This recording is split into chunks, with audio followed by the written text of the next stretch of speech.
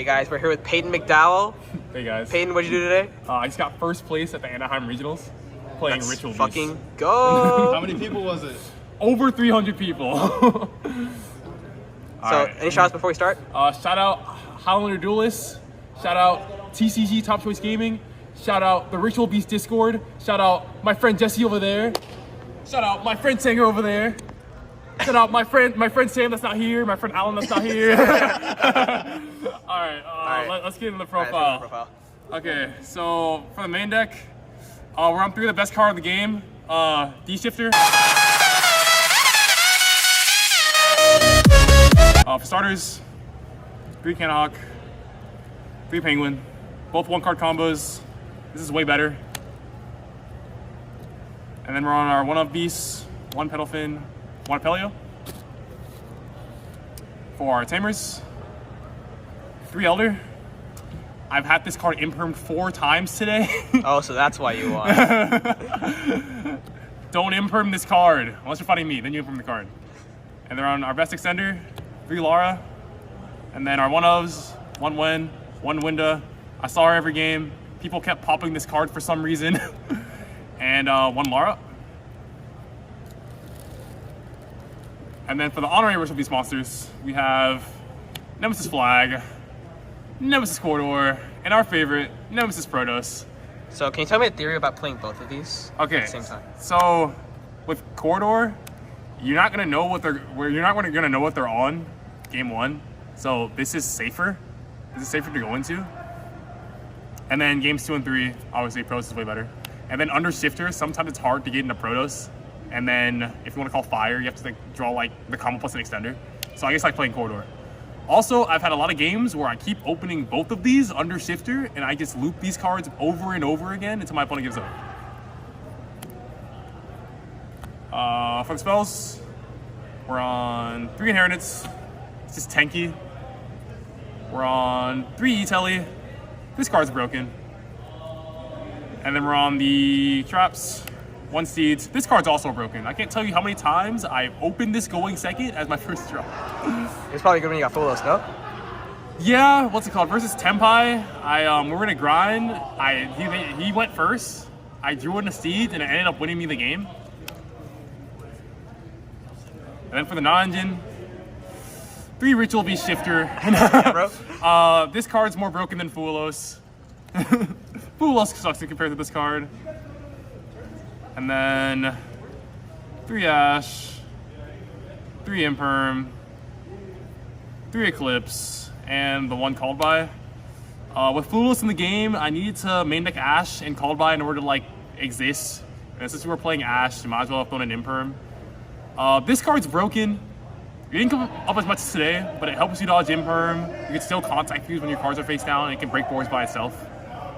That's it for the main deck.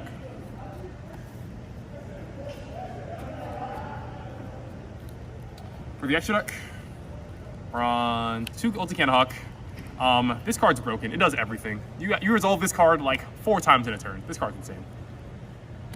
2 Nochi. This card's also crazy. I can't tell you how many times people have tried to imperm my other cards while this card's on board. You can only target this card on board, one time on board. And then we're on the 1 Ulti Pelio for our Summer and Pengu lines, and then 1 Ulti Guy Pelio. This card is broken. This card is insane. It just says not once per turn Omni-Negate. I made this, every game I made this, I won the game. And then we're on 2 of the Link 4. The second one comes up for Rampengu combos. And then, what's it called? This card has a very funny effect where your opponent can't tribute cards to activate effects. So turns off Requiem, turns off Lotus, turns off the Azamina Omni-Negate, turns off Phantom of Yubel. This card's insane. Turns off Genroku. This card's crazy. And we're on 1 of the Link 2 just for the combo. And then we're on Ritual Beast Tamer Flame Banshee. She's the one that searches Flag and gets us into the Protoss line. 2 level 4s, insane. And then finally, Ritual Beast Ulti Colossus. This card is Droll on legs. This card's insane. This card should not have come back on the ban list. And that's all for the engine. And then for the non-engine, we're on SP. This card's broken. There are some combos where you have to actually make this. And And then we're on 1 Anima. This card's also insane. It helps me get into this. And then we're on 1 Crossy. This card is mega insane. What's it called? The theory behind this card is that it helps you beat Nib through Shifter. And then there are a lot of funny interactions where my flag will be engraved, and I haven't searched Protoss yet, so I summon a fusion to the zone it points to, and then I bring back my flag, and then I search Protoss. This card's insane. And then finally, Solantis. He didn't come up that much today, but what's it called? I'm using a bit of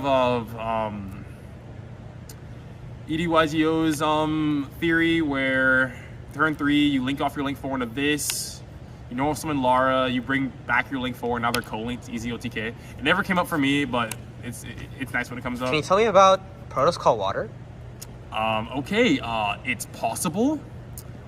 It will take everything on my board to do. However, it is very possible. Oh my god. And then for the side deck, we're on 3D Fissure. This is plan B if you get Fluid. You have 6 more copies of Shifter in your deck. It also helps you beat Veiler, helps you beat Droll, stuff like that. And then we're on 3 Dark Ruler. This card is really good. Every time I drew it, it helped me push through the board. I think it's better than Evenly right now, honestly. I wouldn't change it. And then we're on 1 Duster, 2 Cosmics, just standard back row hate.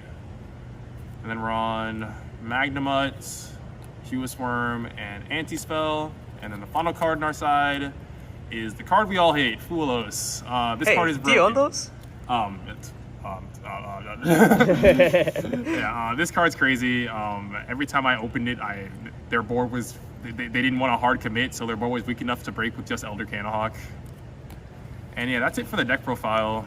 All right, can you talk about your matchups today? As far as matchups, I went against Fire King Snake Eye, round 1.